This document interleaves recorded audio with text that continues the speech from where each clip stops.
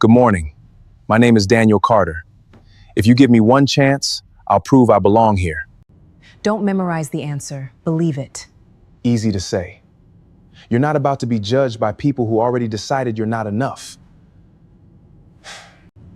No. Today, I'm the one deciding who is. I see.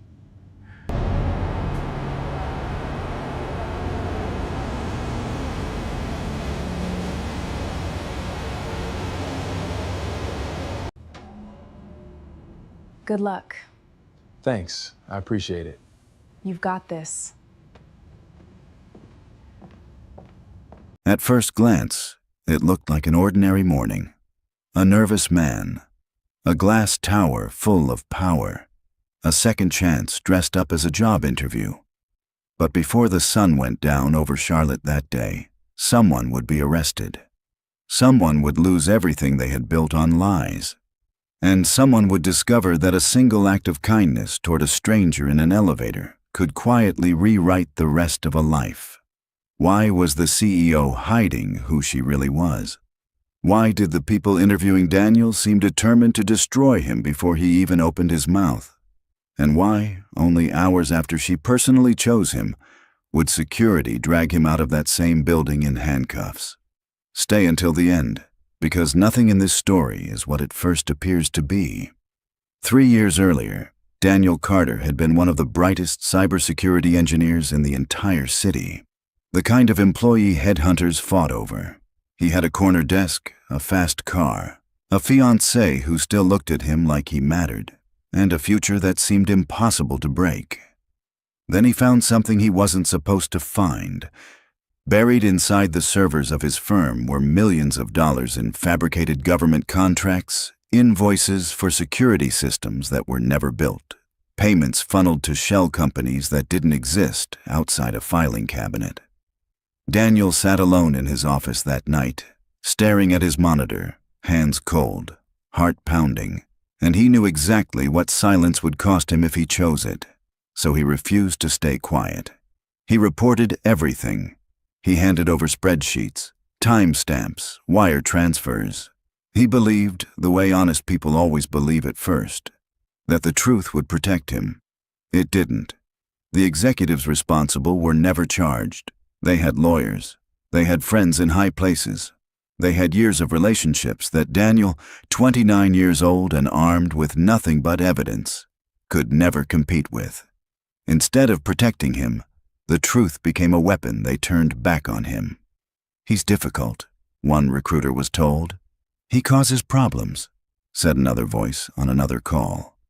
"Don't hire him," became the whisper that followed Daniel from company to company like a shadow he couldn't outrun. Nobody ever said it to his face. That was the cruelest part.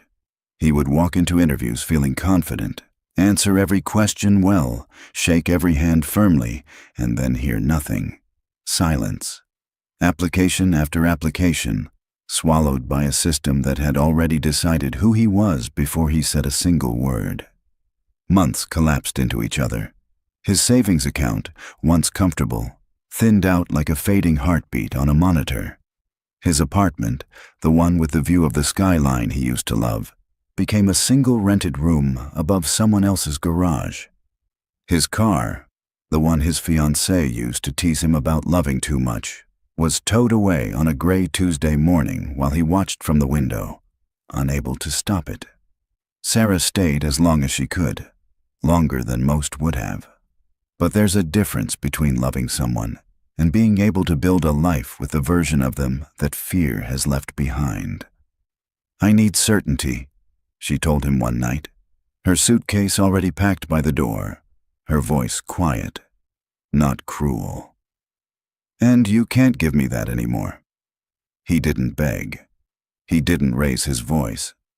He just stood there, in the doorway of an apartment that no longer felt like his, and watched the only person who had believed in him disappear into the elevator without looking back. Some heartbreaks don't come with screaming. Some just leave a silence so complete it feels louder than any argument ever could. And yet, every single morning after that, Daniel woke up, ironed the one suit he had left, straightened the same tie, and kept applying. Not because he believed things would get better. He wasn't sure he believed that anymore. He kept applying because hope, threadbare as it was, remained the one thing bankruptcy couldn't repossess. The morning of the Reynolds Dynamics interview began exactly the way disasters always begin, small and stupid, and completely out of his control. His tire blew out 4 blocks from the parking garage. Rain came down in sheets, the kind that soaks through fabric in seconds and turns city sidewalks into rivers. Daniel abandoned his car where it sat, grabbed his folder of resumes, and ran.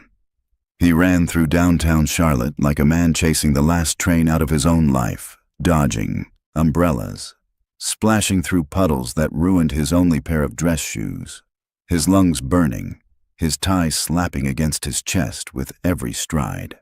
By the time he burst through the glass doors of the Reynolds Dynamics Tower, he looked less like a candidate for Chief Innovation Officer and more like a man who had just escaped a flood. Water dripped from his hair onto the marble floor. His breathing came in ragged gasps. He caught his reflection in the elevator doors and nearly laughed at how far this was from the composed, confident man he had promised himself he'd be today. The elevator doors slid open. Inside stood a single woman. Simple navy suit, no visible jewelry, no entourage, no badge announcing importance. She could have been anyone, an assistant, a junior manager, someone heading to the same floor for a completely different reason. Daniel stepped inside, apologizing between breaths for how loudly he was gasping for air. "Rough morning?" she asked, a faint smile touching the corner of her mouth. "You could say that," Daniel managed, pressing the button for the 9th floor with a shaking finger. "Flat tire, dead phone, and I think I just ran through every red light in this city on foot."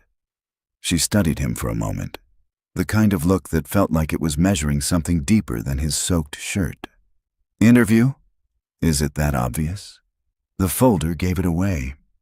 Her eyes flicked to the manila envelope clutched against his chest like a shield. "Reynolds Dynamics? Chief Innovation Officer position," he said, and even saying it out loud made his stomach twist. "Long shot. Every important thing starts as a long shot," she said simply. As the elevator climbed, floor after floor ticking upward in silence, Daniel found himself doing something he hadn't planned. He started rehearsing out loud, quietly at first, testing the words like a man checking ice before stepping onto it. "Good morning. My name is Daniel Carter. If you give me one chance, I'll prove I belong here." She listened without interrupting. Then, gently, she offered the correction that would echo in his mind for the rest of the day. "Don't memorize the answer. Believe it." He laughed, more nervous than amused. "Easy to say. You're not about to be judged by people who already decided you're not enough." "No," she said, watching the numbers climb. "Today, I'm the one deciding who is." He didn't think much of it. People said things like that all the time, encouragement tossed casually to strangers who needed it. He thanked her, wished her a good day, and when the doors opened on the executive floor, she offered him one last piece of advice. "Whatever they throw at you in there, don't perform. Just be honest.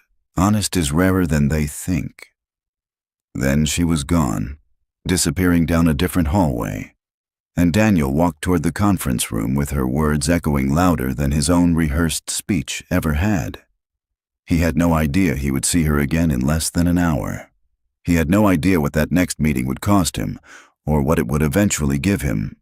The interview room felt less like a conversation and more like a verdict already written, waiting only for the formality of a signature. 3 people sat behind a long glass table. Monica Hale, sharp-suited and sharper-tongued, barely glanced at his resume before setting it aside like it was already garbage. Ethan Brooks, smiling in a way that never reached his eyes, leaned back in his chair with the posture of a man who had already decided how this would end. A third executive, silent, simply watched, taking notes that felt less like evaluation and more like ammunition being collected. "So," Monica began, not bothering with pleasantries, "you were fired from your last position. I wasn't fired, Daniel said calmly. I reported financial fraud. My contract wasn't renewed afterward. Ethan leaned forward, his smile widening in a way that made Daniel's stomach tighten. So you're the type who creates problems. The room went quiet in that particular way rooms go quiet when everyone is waiting to see if someone will crack. I'm the type who solves them, Daniel answered, steady, unshaken, even when it costs me everything. Nobody responded, not because they respected the answer, because people like Ethan and Monica had built entire careers avoiding people exactly like Daniel Carter, people who refused to look away. They picked apart everything after that. The 18-month gap on his resume became evidence of instability instead of evidence of survival. His patented threat detection algorithm, the one thing that should have made him the most qualified person in the building, was mentioned once and dismissed in the same breath. Every strength he offered was twisted, sanded down, turned into something to be suspicious of.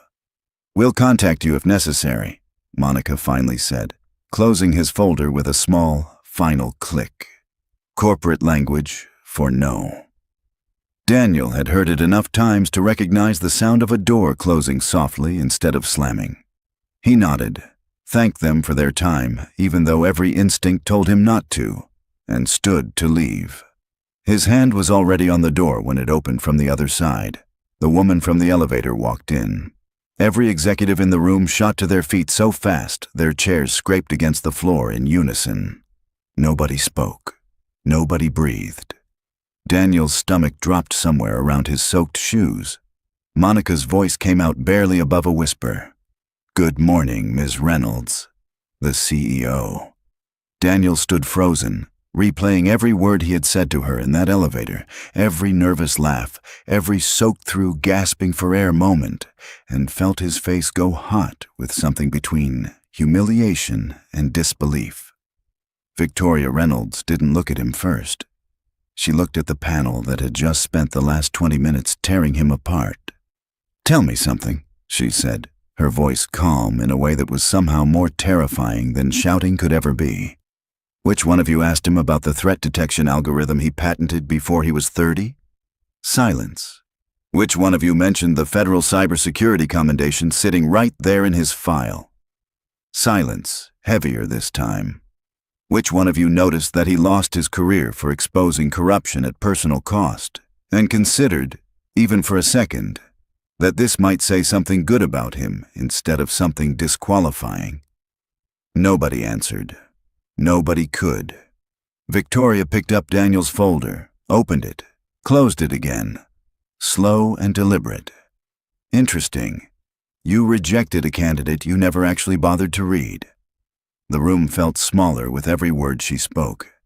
Daniel stood frozen by the door, unable to move, unable to speak, feeling for the first time in longer than he could remember like someone had actually looked at him instead of through him. But as Victoria turned to leave, Ethan Brooks allowed himself the smallest, quietest smile. Because whatever Victoria Reynolds thought she was starting in that room, Ethan had already been building something of his own for a very long time, and it was only just beginning. Victoria didn't offer Daniel the position he had come for.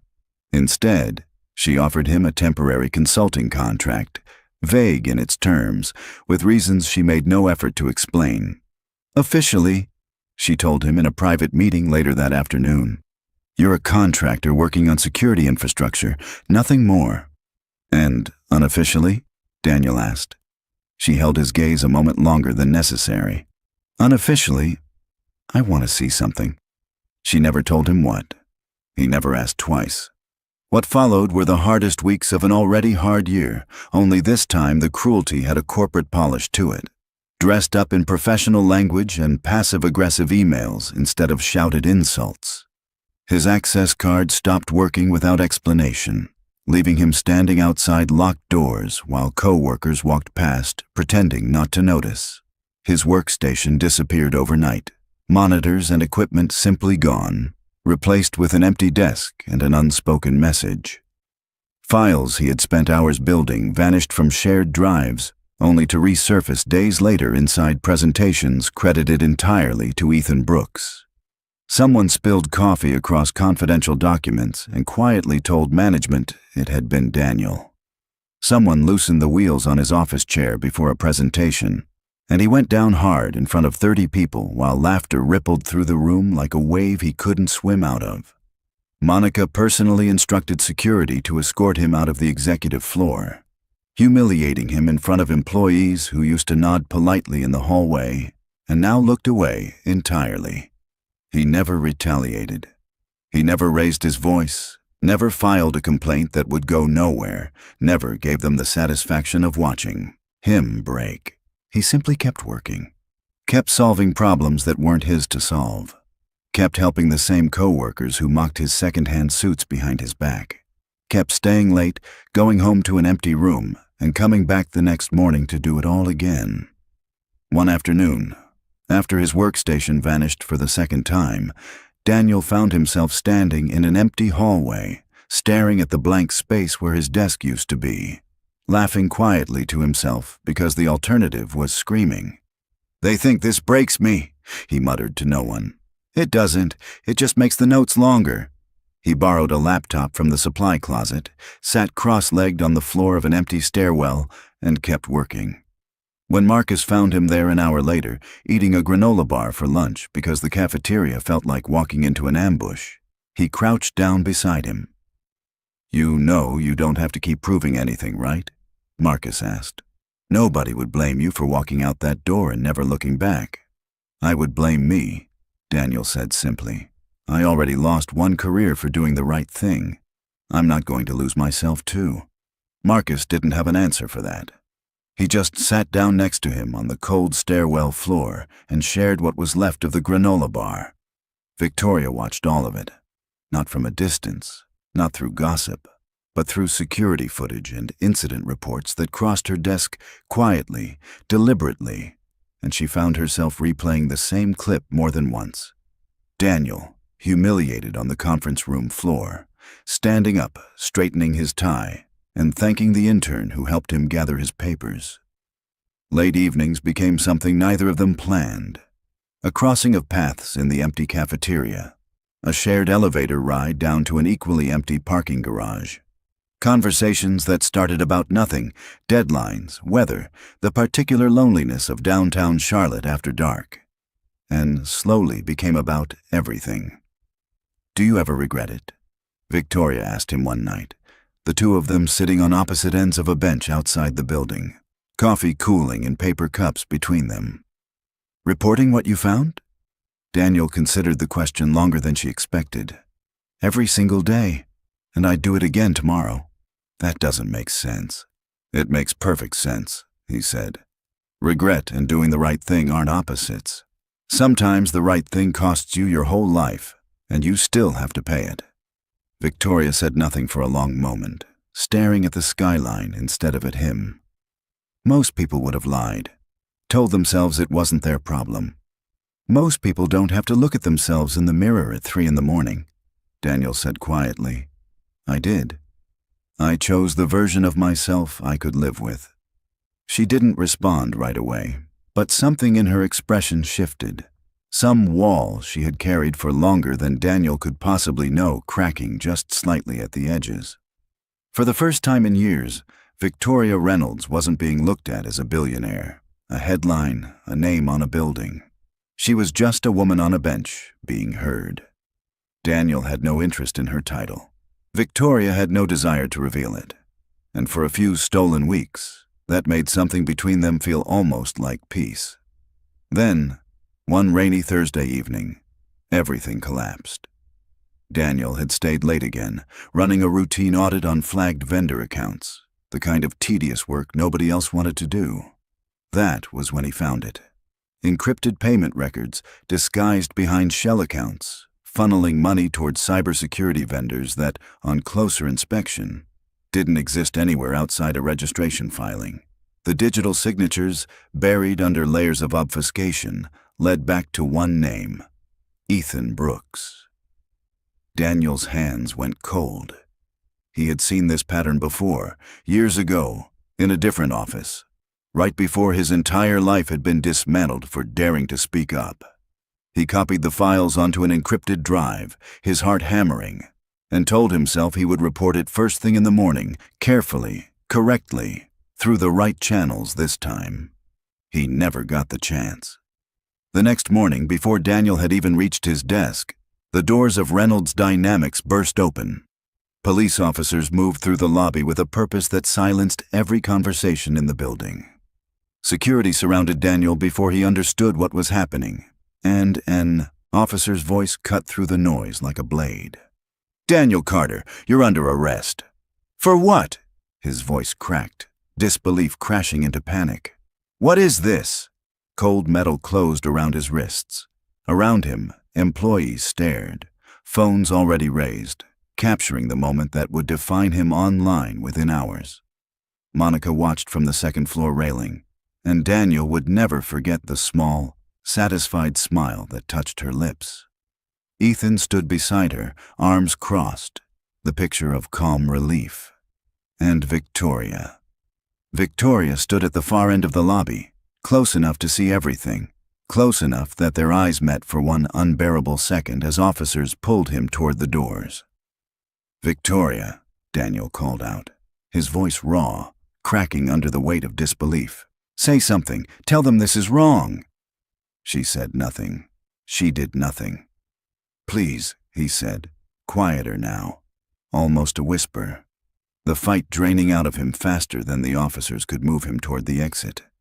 "You know me. You know I wouldn't do this." Still, silence.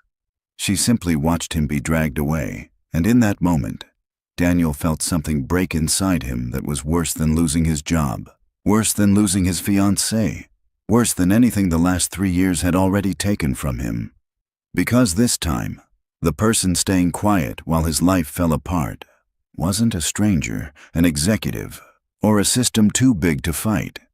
It was someone he had let himself trust again, for the first time in 3 long, exhausting years. And trust, once broken twice, doesn't break the same way it did the first time. It breaks somewhere deeper, somewhere that doesn't heal on its own schedule. The last thing he saw before the doors closed behind him was her face, pale and unmoving. And he would spend every hour of the following 4 days convinced he had finally found the one person who could hurt him worse than everyone who came before her. Before we go further, a quick word, because I think a lot of you watching this are the same people who dream about writing stories exactly like this one. If you've ever wanted to build videos that hook viewers from the first sentence and hold them until the very last word, I wrote a book that walks you through the entire process, from idea to finished script, using both original technique and AI as a creative partner instead of a shortcut. It's called Script to Screen, the AI-assisted and original blueprint for writing viral stories that actually hit. And if you're also working with AI-generated characters and constantly struggling to keep the same face consistent across every single scene, I wrote a second book just for that problem, called Same Face, Every Frame, the creator's playbook for consistent AI characters across Flow AI, Whisk, Midjourney, and beyond. Both links are in the description below. Now back to Daniel, because things are about to get a lot worse before they get better. The headlines came fast and merciless. Local news stations ran his photo within hours, branding him a corporate thief before a single court date had even been set. Social media, always hungry for a villain, tore him apart in comment sections he made the mistake of reading once and never opened again. His bank accounts were frozen pending investigation. His landlord called twice in one day, demanding rent he no longer had access to. Even Marcus, the one co-worker who had believed in him from the beginning, who had defended him in break rooms and covered for him during his worst weeks, began to ask the question Daniel dreaded most. "Did you actually do it?" Marcus asked over the phone, his voice tight with something between guilt and doubt. "No," Daniel said, sitting alone in a holding cell that smelled like bleach and despair. "I didn't." "Then why isn't she saying anything?" Daniel had no answer for that, because he'd asked himself the same question 100 times since the cuffs closed around his wrists, and every time, all he could see was Victoria's face, watching, silent, doing nothing while he was dragged away like a criminal. What Daniel didn't know, what nobody outside a small federal task force knew, was that Victoria's silence had never been abandonment. It had been the hardest decision of her life. For months, long before Daniel ever stepped into that elevator, the FBI had been quietly investigating Reynolds' dynamics. Whispers of embezzlement, fabricated vendor contracts, cyber fraud schemes bleeding money out of the company through channels too well hidden to trace conclusively. Victoria had been cooperating in secret, terrified of what she might find, terrified of who inside her own company might be responsible, and utterly unable to prove any of it without one final piece of evidence. Daniel's discovery had been that piece. The moment Victoria learned what he'd uncovered, she understood the impossible position she was in. If she defended him publicly, if she so much as hesitated when the arrest happened, Ethan and everyone connected to him would have had all the warning they needed to erase every trace of what they'd built. Accounts would vanish. Evidence would disappear. The entire network of fraud would slip through federal fingers exactly the way it had slipped through Daniel's years earlier, exactly the way it had destroyed him once already. So she chose the harder path. She let Daniel believe, even for a few unbearable days, that she had abandoned him, because the alternative meant letting every guilty person walk free while an innocent one absorbed the blame. It didn't make the silence hurt any less. She told herself that every night. It didn't make it right. It just made it necessary. 4 days after Daniel's arrest, federal agents moved on Reynolds' dynamics all at once. Computers were seized floor by floor.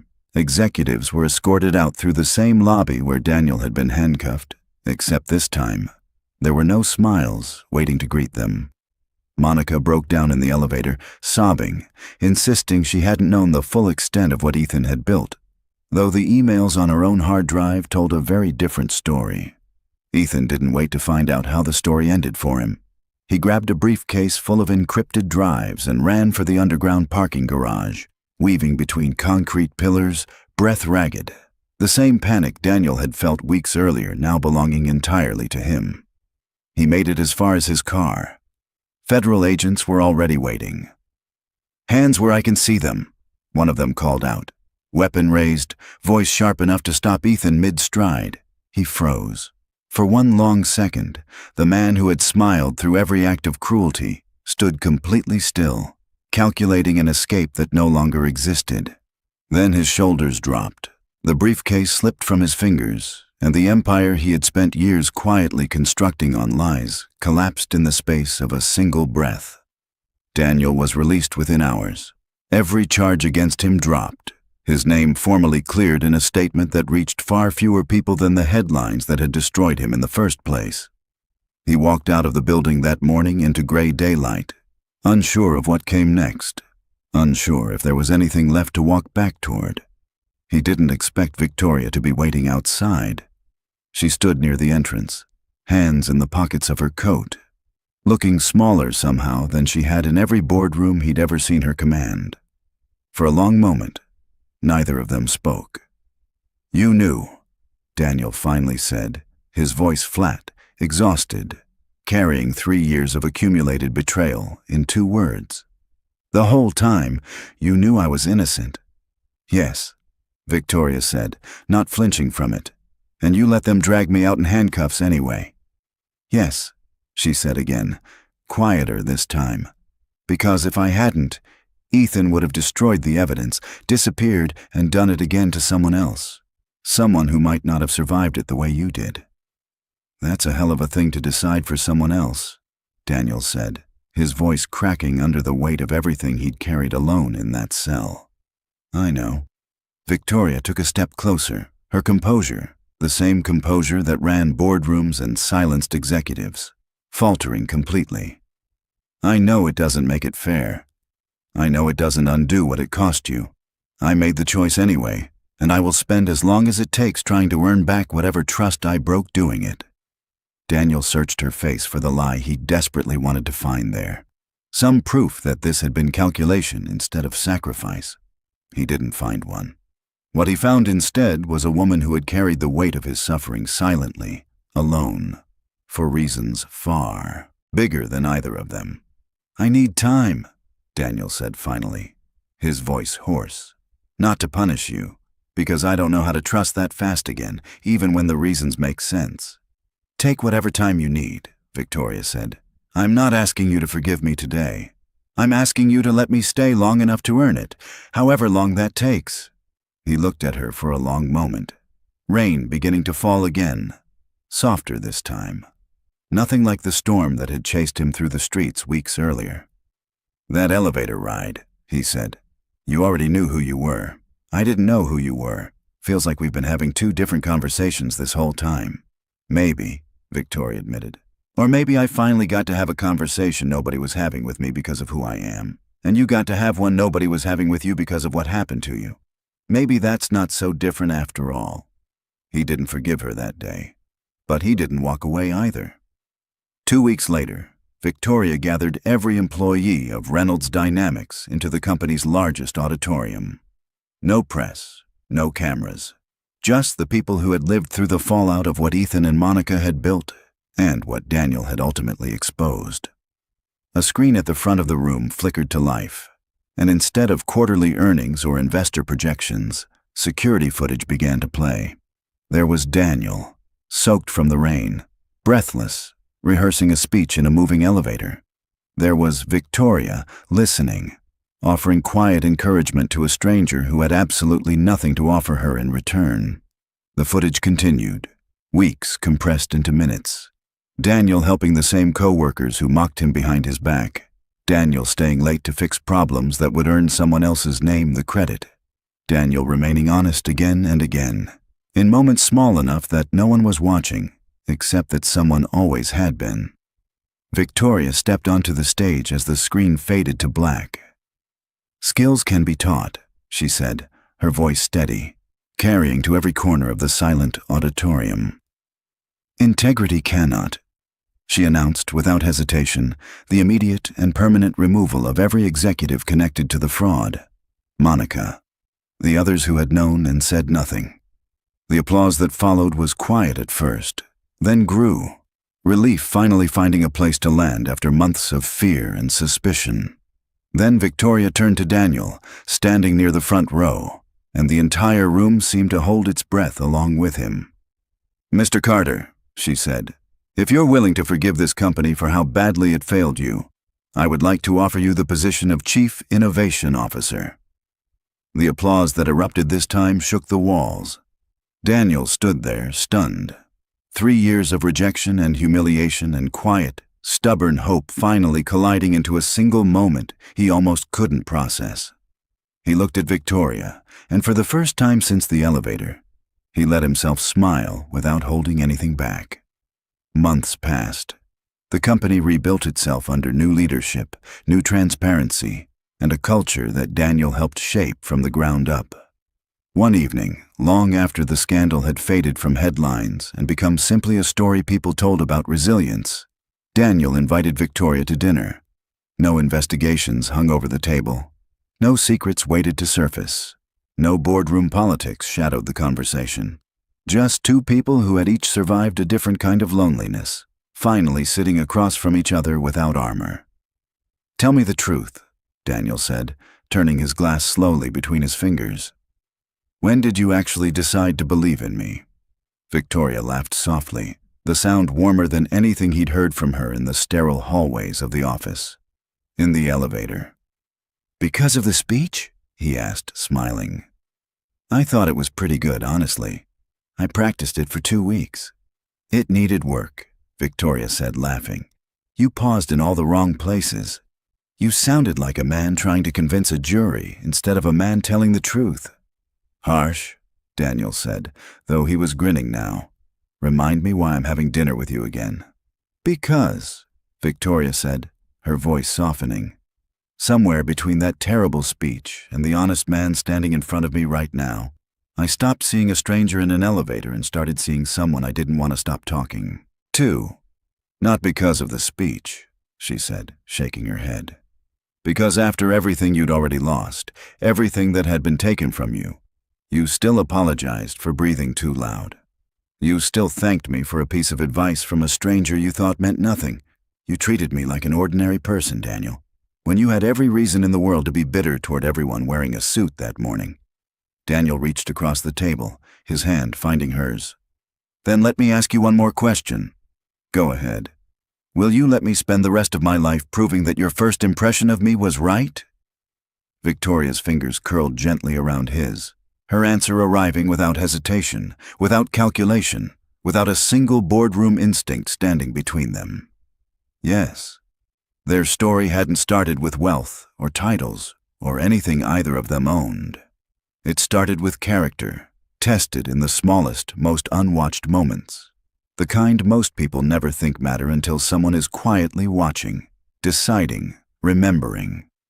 Later that night, walking her to her car through streets still slick from the earlier rain, Daniel stopped beneath a streetlight and said the thing he'd been carrying since the day the handcuffs closed around his wrists. I used to think the worst thing that ever happened to me was the fraud I reported, he said, losing everything because I told the truth. But I think the worst thing would have been staying quiet in that elevator, not saying anything to you, not letting anyone see me exactly as broken as I was that morning. Why? Victoria asked. Because then I never would have found out that someone could still choose to see the good in me, even after the whole world had already decided there wasn't any left to find. Victoria reached up and straightened his collar, the same simple, deliberate gesture she might have offered a stranger in an elevator once, except now it meant something entirely different. Then I'm glad you didn't stay quiet, she said. I'm glad, for once, neither of us did. Sometimes life tests who you are long before it ever rewards what you can do. People will overlook your resume. They will question your past. They will judge you by a soaked shirt and a shaking voice in an elevator you never chose to share with anyone. But integrity has a strange, patient way of revealing itself exactly when it seems like nobody is paying attention. And more often than we realize, the person quietly watching how we treat a stranger is the one holding the power to change everything that comes next. Success may open doors, but character decides who gets invited to stay. What would you have done if you were Daniel, handcuffed and betrayed by someone you'd started to trust?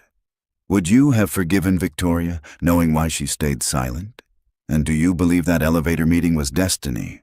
Or simply what happens when someone treats every stranger with the same respect, whether they think anyone is watching or not?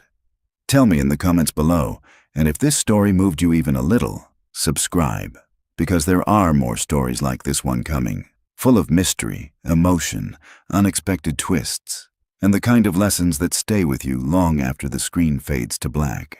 One last thing before you go. If you want to start writing stories like this one yourself, grab Script to Screen, the AI-assisted and original blueprint for writing viral stories that actually hit. And if you're building AI characters and want them to actually look the same in every scene, grab Same Face, Every Frame, the creator's playbook for consistent AI characters across Flow AI, Whisk, Midjourney, and beyond. Both links are in the description below.